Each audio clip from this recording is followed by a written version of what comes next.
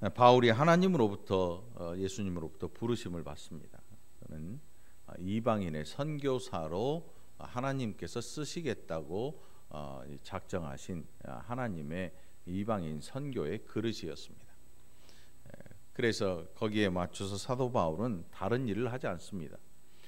이방인의 선교를 통해서 자기의 명예를 드높이거나 또 어디 가서 대접을 받거나 어디 가서 큰 목소리를 내는 이런 일이 전혀 없습니다. 그는 끝까지 하나님의 그에게 맡겨주신 이 선교의 사명을 감당하는 그 일 하나만을 위해서 끊임없이 다름박질을 했습니다.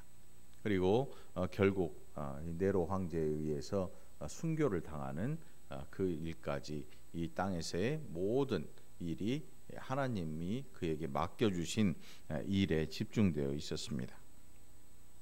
오늘 이 본문에 보면 이제 사도 바울이 고린도 지역을 가서 또 이 에베소로 내려와서 전도하는 내용이 나옵니다. 고린도와 에베소는 바다를 건너서 서로 마주보고 있는 그런 도시입니다. 지중해 이렇게 지도가 이렇게 돼 있는데 이쪽 끝자락이 고린도고 이쪽 위쪽이 에베소예요. 그래서 바다를 놔두고 우리가 여기서 논현동 보잖아요. 아마 이보다는 거리가 더 멀겠죠. 바닷길 넓은 바다니까 지중해를 끼고 있는. 또 굉장히 먼 거리 계속해서 걸어 다녀야 됩니다.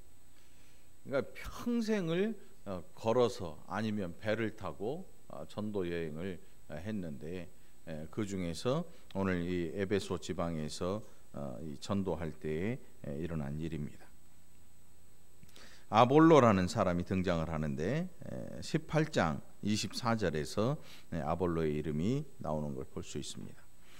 이 사람은 언변이 좋고 성경에 능통한 자라. 그러나 세례 요한의 세례만 알고 있는, 당시 이 문명이라고 하는 전파의 속도가 아주 굉장히 더디고 느리지요. 왜냐하면 사람들이 걸어가거나 말을 타거나 해서 또 그 지역 안에서도 그렇게 빠르지는 않아요. 요즘 속도는 엄청나지요. 요즘 속도는 이 월곶에서 일어난 일이 저 반대편 나라에서 한 5분 후면 바로 알 수 있을 정도로 그 어마어마한 속도를 가지고 있어요. 이 세상의 속도에 따라서 이 사람들의 삶도 굉장히 큰 차이가 있습니다.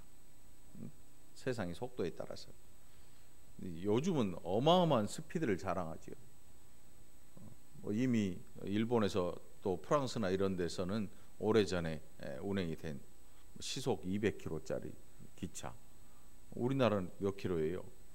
한 거의 300km 나오지요.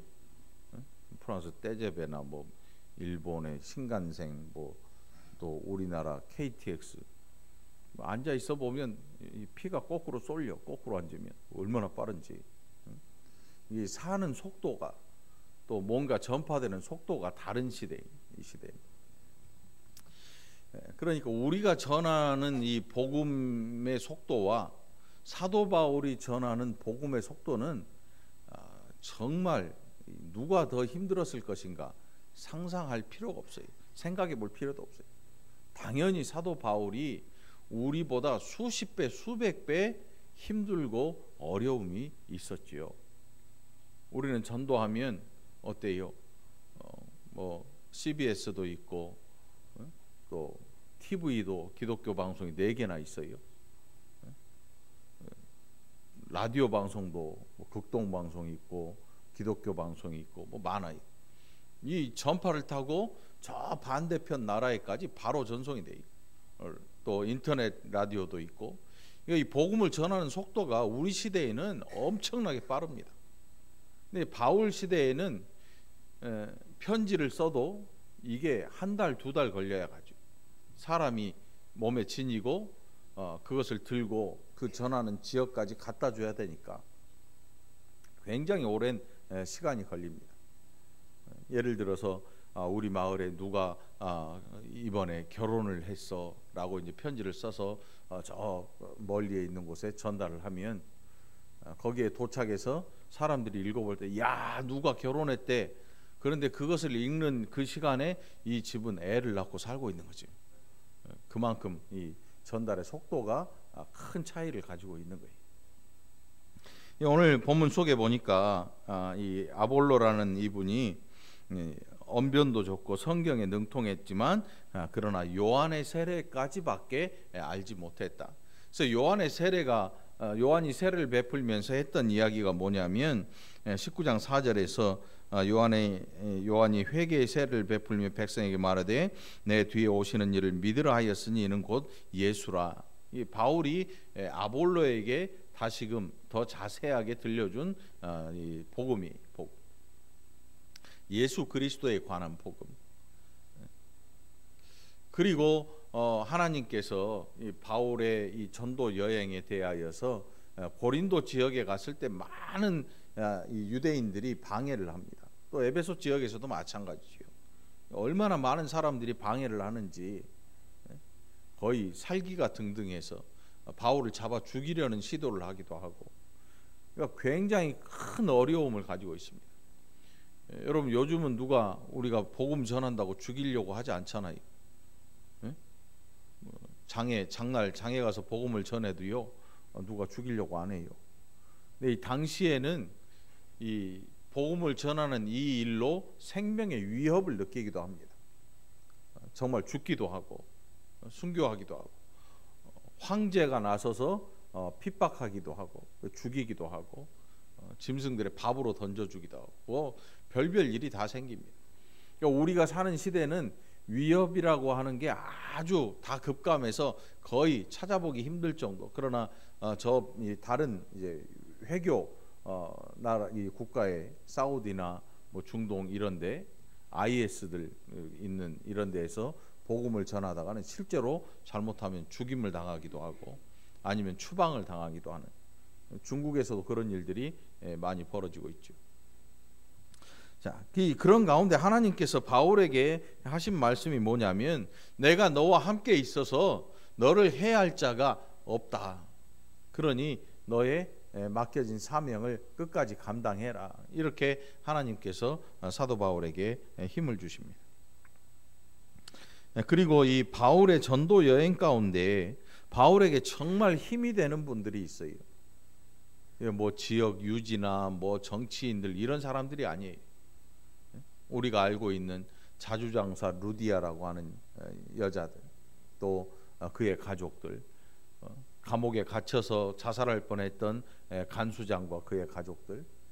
사실은 바울이 만나면서, 여러분, 우리가 자꾸 사람들을 구하잖아요. 사람들을 구해요.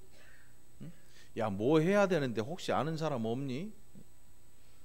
바자회를 해도요, 야, 우리 뭐 팔아야 되는데 어디 싸게 파는 데 없니?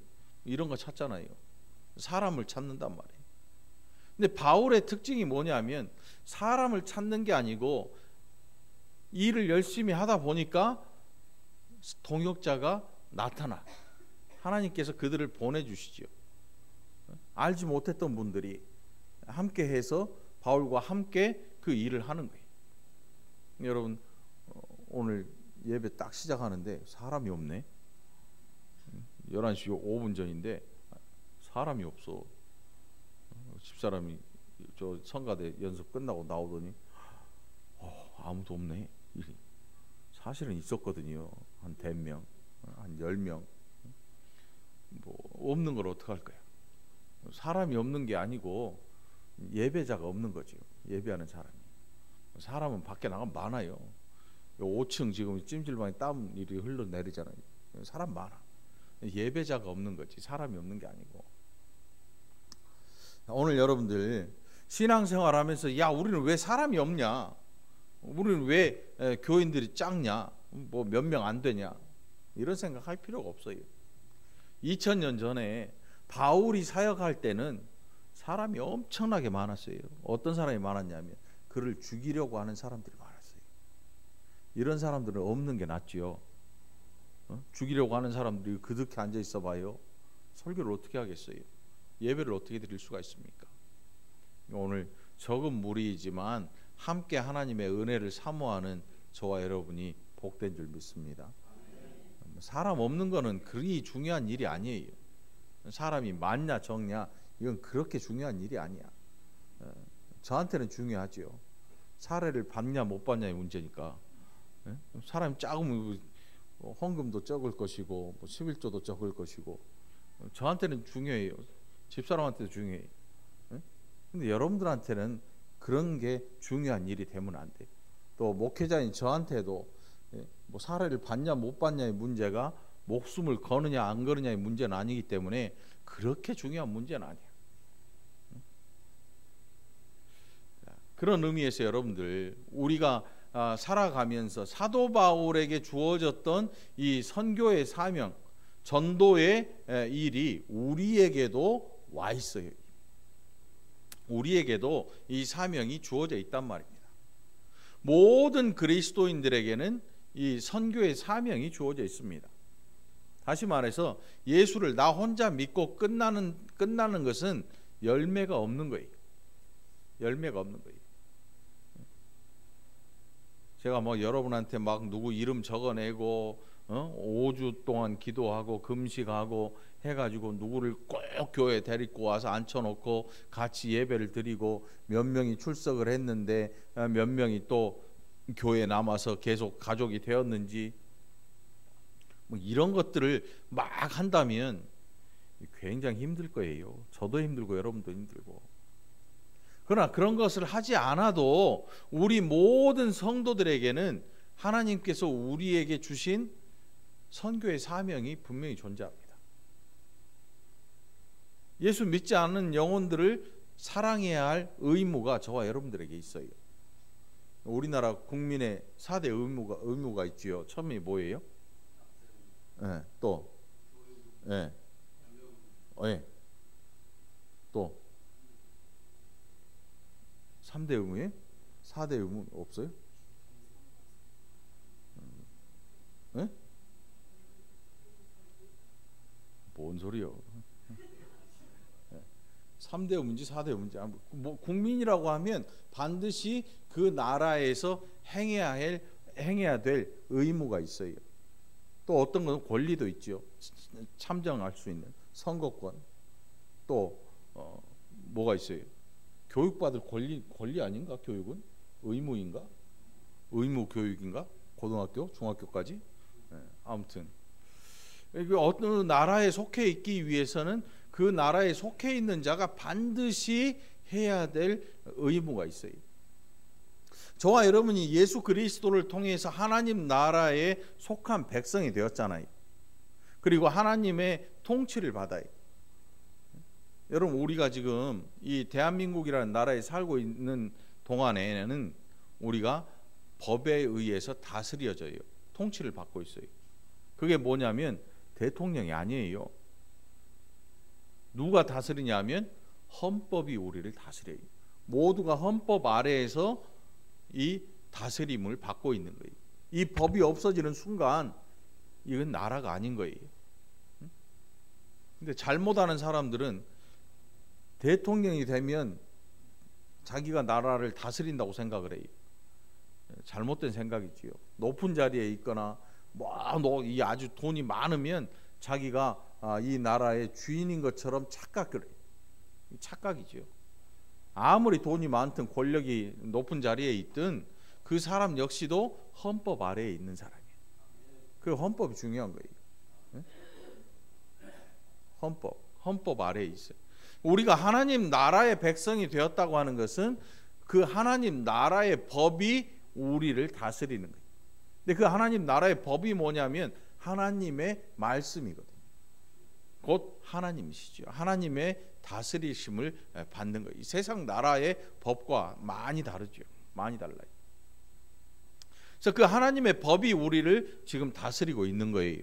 그러니까 우리는 육신으로는 이 대한민국이라고 하는 나라의 헌법에 의해 다스림을 받을 뿐만 아니라 보이지 아니하는 그 하나님의 나라의 법으로 다스림을 받고 있고 그 나라에 속한 자.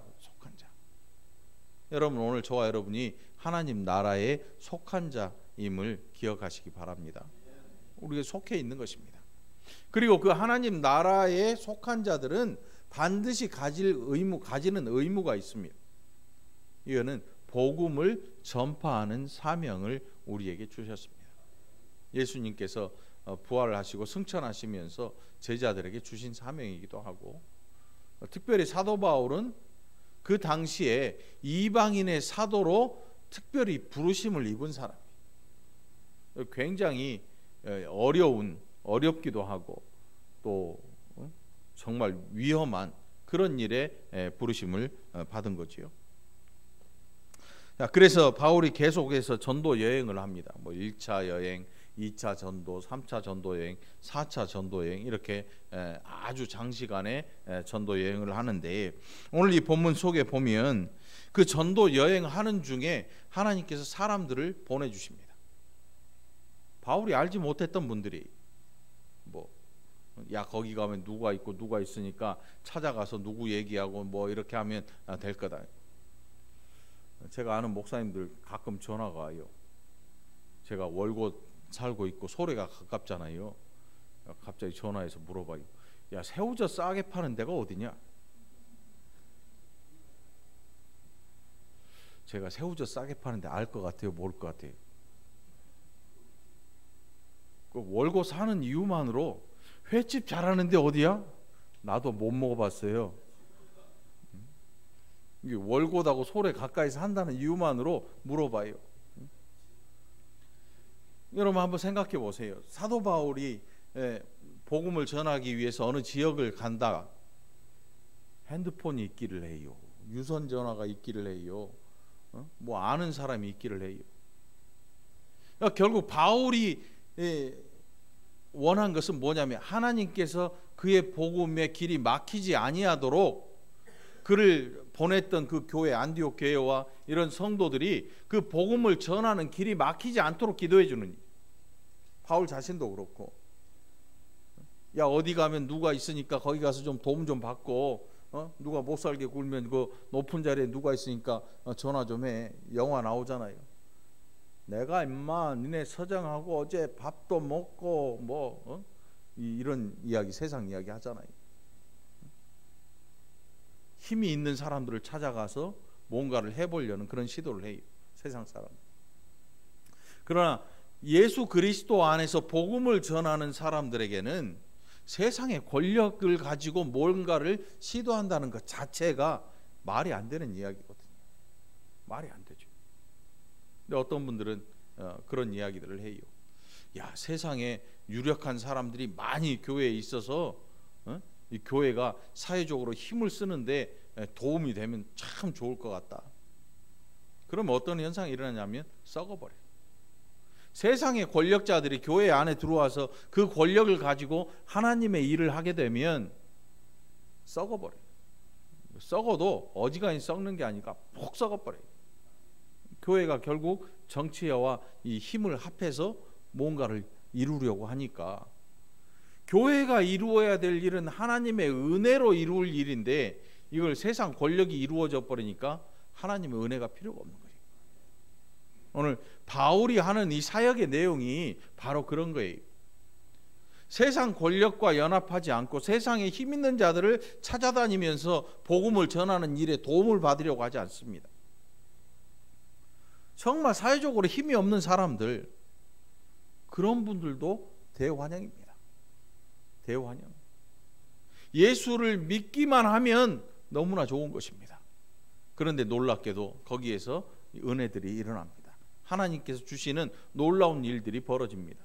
오늘 이 본문 속에 보면 바울이 회당에 들어가 석 달 동안 담대히 하나님 나라에 관하여 강론하며 권면하되, 어떤 사람들은 마음이 굳어 순종하지 않고 무리 앞에서 이 돌을 비방하거늘 바울이 그들을 떠나 제자들을 따로 세우고 두란노 서원에서 날마다 강론하니라. 이 두란노 서원 유명하잖아요. 두란노 서원, 서울 가면 큰 기독교 서점이 있어요. 그 두란노라는 이름을 여기에서 따온 거예요. 옛날 아주 유명했던 철학자라고 해요, 이 두란노라는 사람이. 그가 지어서 그의 이 철학과 이런 것들을 전했던 학교예요, 학교. 굉장히 크고. 근데 바울이 어떻게 이 두란노 서원을 이용하게 됐는지 우리는 자세히 알 길은 없어요. 그럼에도 불구하고 사도 바울이 이 두란노 서원에서 오랫동안 이 복음을 전합니다. 2해 동안 전했다 그래요. 뭐 임대료를 냈는지 아니면 그 지역을 이 두란노 서원을 관리하는 어떤 신앙인이 예수를 믿어서 그것을 사용하도록 기회를 줬는지 우리는 그 내용을 잘 알 수는 없지만 어쨌든 이 두란노라고 하는 이 서원에서 2년을 이 복음을 전하면서 많은 성도들이 생겨납니다. 그리고 놀라운 일이 일어납니다. 사람을 찾아다니면서 막 뭔가를 세워보고 뭐 이런 일들을 하려고 노력하지 않았지만 결국 하나님의 은혜에 의지하여서 복음을 전했는데 거기에서 놀라운 일이 일어났는데 무슨 일이 일어났냐면 바울이 걸쳤던 앞치마나 손수건 이런 것들을 가져가다가 병든 사람에게 얹어놓으니까 나아버려. 이런 일들이 생겨나요. 여러분 이건 사람 찾아서 될 일이 아니잖아요. 사람 찾아서 바울이 둘렀던 이 앞치마 결국 바울이 어떤 일을 했냐면 아볼로뿐만 아니고 브리스길라와 아굴라 부부와 함께 천막을 만들어요. 당시에 사람들이 천막을 가지고 이동하면서 그 천막에서 이 생활을 하니까 천막 짓는 일을 함께 합니다. 그러니까 바울이 일을 했어요. 직접 자기의 생계를 꾸려 나갈 수 있도록 일을 하고 그 어느 누구에게도 자기의 몸을 의지하지 않고 성도들에게 불편함을 주지 않기 위해서 직접 일을 했습니다. 이런 자비량 선교라고 하죠. 우리는 많은 선교사님들에게 또 선교비도 보내주고 기도도 하고 또 때로는 또 도움도 드리고 하는데 그분들은 그런 형편대로 하는 거죠. 그러나 바울은 그런 면에서 아주 철저했어요. 누군가에게 도움을 구하거나 물질에 뭔가를 구하지는 않고 스스로 자기가 할 수 있는 일을 찾아서 그 일을 함으로 자기의 생활을 스스로 꾸려가면서 복음을 전한 거죠. 그러던 와중에 하나님께서 은혜를 주십니다. 놀라운 일이 생깁니다.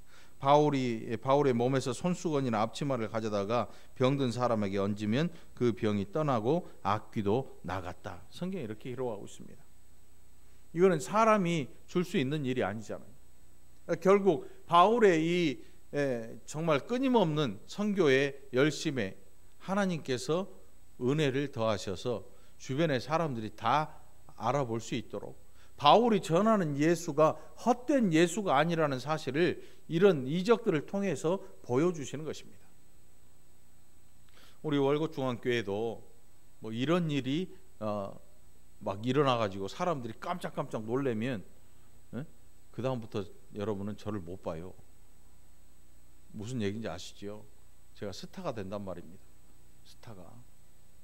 우리 월곶중앙교회는 이런 일들을 일어나기 위해서 막 주야주야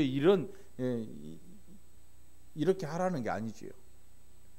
여러분들 오늘 사람이 있거나 없거나 다시 말하면 분위기 타지 말라는 얘기예요. 사람이 많으면요 분위기가 후끈 달아올라요. 한번 생각해 보세요. 사람이 여기 한 200명 앉아 있다고 꽉 차봐요. 분위기 굉장해요, 여러분. 사람이라고 하는 게 원래 모여 있으면요, 뭐 별일이라도 해낼 것처럼 힘이 확 나거든요. 언제 그랬냐면 예수님 십자가에 달려 죽일 때 군중들이요 으쌰으쌰하면서 강도는 놔주고 예수는 잡아 죽이라는 어마어마한 큰 소리를 냅니다. 이게 군중 심리예요. 근데 신앙인들은 절대로 이런 군중 심리에 휩싸이면 안 돼요. 믿음이 없는 사람이 갑자기 막 군중 심리에 휩싸여 가지고 믿음이 있는 것처럼 변하는 그게 있어요. 어디냐면 바로 그 밑에 기록하고 있어요. 13절에 바울의 이 놀라운 이적들이 막 바울의 앞치마나 손수건을 통해서도 일어나니까 사람들이 놀랄 거 아니에요. 그러니까 그 옆에서 마술을 행하던 이 사람들의 눈을 속이던 이런 마술을 하던 사람들이 갑자기 막 흥황하기 시작하는 거예요. 그래서 한 일이 뭐냐면 흉내기 시작해요. 마수라는 어떤 유대인들이 시험 삼아 악기 들린 자에게 주 예수의 이름을 불러 말하되 내가 바울이 전파하는 예수를 의지하여 너희에게 명하노라. 가만히 들어보면 기가 막히죠. 내가 전하는 예수가 아니고 바울이 전하는 예수. 바울이 전하는 예수. 믿지도 않는 거예요. 흉내내기 시작하는 거예요. 이게 분위기예요, 분위기. 막 이적들이 일어나니까 그 옆에서 자기도 흉내내기 시작하는 거죠. 우리나라에 한참 부흥회라고 하는 이게 유행 들불처럼 막 번진 적이 있어요. 80년대, 90년대. 그러더니 IMF 지나고 이게 점점 자취를 감춰요. 안 먹히니까 이제는 더 이상 먹히질 않아요. 과거에 막 유명했던 부흥 강사님들은요, 하루에 이 설교하러 한 10군데도 막 더 쫓아다녀요. 그만큼 사람들이 부흥 집회를 좋아해요. 왜냐하면 많은 사람들이 모여 있으면 뭔가 일이 일어날 것 같아. 뭔가 돼도 될 것 같아. 그런 분위기를 사람들이 찾아다니기 시작해요. 그래서 막 속이 터지는 사람들 있잖아요. 남편이 속색이고 자식이 속색이는 사람들. 그런 데 가서 막 분을 다 풀고 오지요. 소리 지르고 기도하고 하니까 속은 후련한데 이게 며칠 안 가지. 한 일주일 가면 그놈이 그놈이고 그놈이 또 안 변하거든. 아무튼 이런 군중심리, 결국 이런 이 분위기에 휩싸여서 이런 사람들이 생기게 돼요. 이런 사람들이 생겨요. 그러니까 부흥 강사로 다니던 분들 중에 사기꾼들도 되게 많았어요, 여러분. 기독신보에다가 광고를 내는데 뭐라고 내냐면 교회 건축 3일이면 됩니다. 자기가 성도들 이렇게 해가지고 헌금 왕창하게 해서 이 건축 다 할 수 있게 해준다. 실제로 기독신문에 그렇게 광고를 내요. 교회 건축 헌금 3일이면 됩니다. 이런 사기꾼들이지. 그게 목회자는 아닌 것 같아요, 제가 볼 때. 아무튼 여러분, 그러니까 우리가 많은 사람들이 모여서 이 분위기라고 하는 이런 것에 휩싸여 버리면 실상은 우리가 믿음이 없음에도 불구하고 마치 믿음이 있는 것처럼 스스로 여겨버리는 거야. 이게 위험한 거예요, 사실. 이게 굉장히 위험한 일이에요. 한 사람 한 사람 이렇게 있어 보면 어떤 사람은 감당치 못할 믿음 앞에서 조용히 손 내려놓고 돌아갑니다. 아이고 못하겠어요. 이건 차라리 낫지요. 그 영혼이 망가지진 않잖아요. 그런데 군중심리를 통해서 어떤 사람들에게 무거운 직분이 주어지고 막 이런 이것들 분위기로 막 하다 보면 어떤 일이 생기냐면 나중에 막 하다 보니까 내가 뭘 하고 있는 거지? 믿음이 없는 거야. 믿음은 하나도 없는데 믿음의 일이라고 하고 있는데 즐거움도 없고 기쁨도 없지요. 왜? 믿음으로 하는 일이 아니니까. 분위기로 하는 일이니까. 분위기잖아요. 아무런 열매도 없고. 그러니까 여러분들, 결국 신앙생활이라고 하는 것은 분위기를 막 타서 하다 보면 속이 텅 빌 때가 더 많아요. 제가 볼 때 우리 월곶중앙교회 여러분들은 참된 믿음으로 하나님 앞에 헌신하는 분들이 많기를 바랍니다. 왜냐하면 분위기 가지고 안 되거든요. 분위기로 뭔가를 하게 되면 나중에 반드시 탈이 나요. 뭔 탈이 나냐면 마술사들이 내가 바울이 전하는 예수를 의지하여서 너희에게 명한다 이랬더니 그 귀신이 딱 귀신 들린 사람이 훌쩍 그들에게 뛰어오르면서 하는 말이 내가 예수도 알고 바울도 아는데 너 뭐냐? 이렇게 나와요. 망신도 이런 망신이 없죠. 그리고 아마 어마어마한 공포심을 느꼈을 거예요. 어마어마한 공포심. 바울이 기도할 때 악한 영들이 떠나가는 걸 봤거든요. 그래서 자기를 또 흉내를 내는 거예요.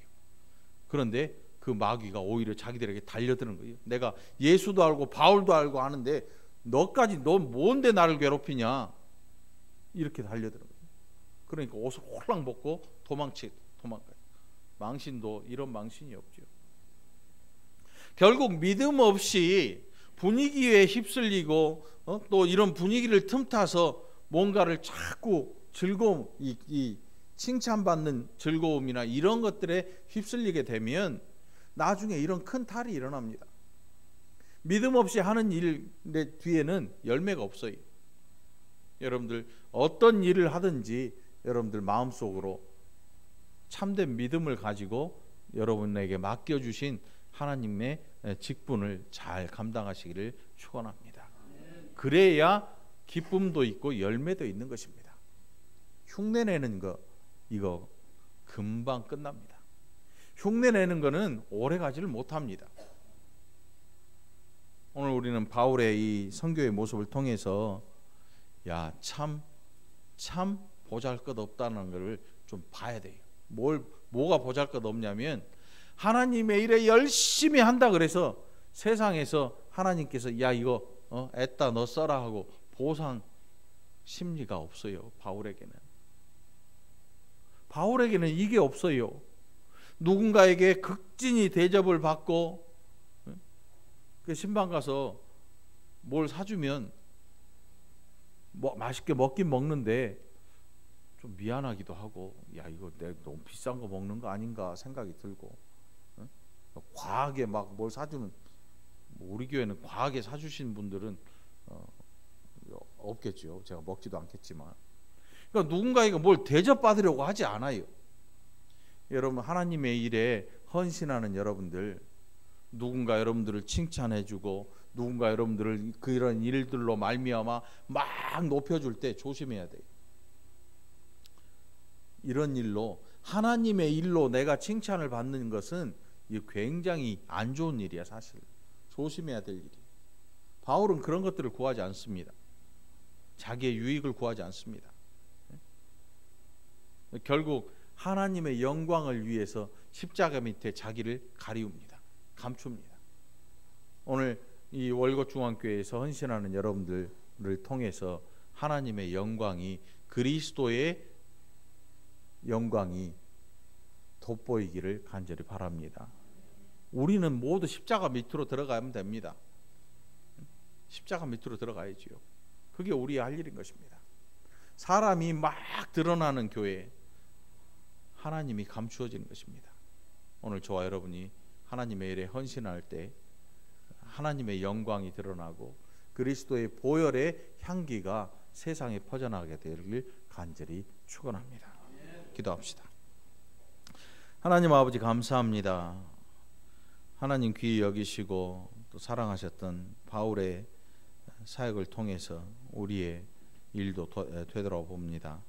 세상의 명예를 구하지 않았고 세상의 영광을 구하지 않았고 하나님의 영광을 가로채지도 않았습니다. 거기에서 하나님이 주시는 놀라운 일들도 일어나고 그것을 흉내내는 자들이 망신을 당하기도 합니다. 오늘 우리가 흉내내는 자가 되지 않게 하시고 하나님의 일에 진심으로 헌신하는 복된 자들 되게 하여 주옵소서. 감사드리옵고 예수님 이름으로 간절히 기도합나이다. 아멘.